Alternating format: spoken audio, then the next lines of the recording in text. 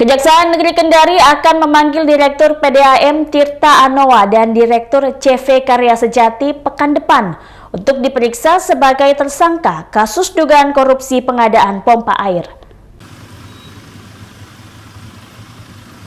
Direktur PDAM Tirta Anoa Daming dan Direktur CV Karya Sejati Asdar Ali akan diperiksa penyidik Kejaksaan Negeri Kendari pekan depan. Daming dan Asdar Ali akan diperiksa sebagai tersangka kasus dugaan korupsi pengadaan pompa air dari dana penyertaan modal senilai 10 miliar rupiah. Menurut Kasih Intel Kejari Kendari Bustamin di ruang kerjanya Rabu siang, dugaan korupsi di PDAM Tirta Anoa merugikan negara 600 juta rupiah.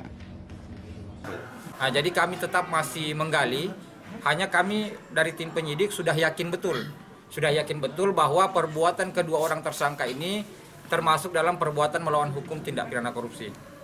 Menurut kuasa hukum Direktur PDAM Daming Andre Darmawan, kliennya akan kooperatif dan akan tunduk pada hukum yang berlaku.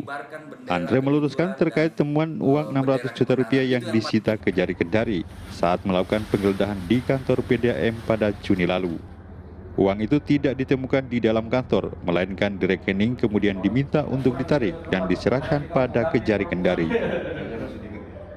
Kemudian terkait dengan ada uang ya, ada uang yang di mana? Disita 600 juta itu. Iya, yang jadi betul disita. Hanya kami cuma mau meluruskan sedikit informasi saja bahwa itu bukan ditemukan di kantor PDAM.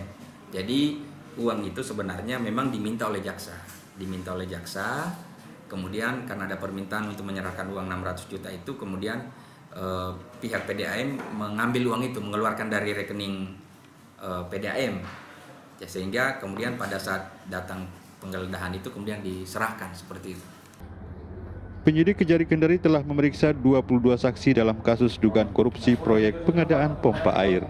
Direktur PDAM Tirta Anoa Daming dan Direktur CV Karya Sejati Asdar Ali ditetapkan sebagai tersangka berdasarkan hasil gelar perkara dan 2 alat bukti.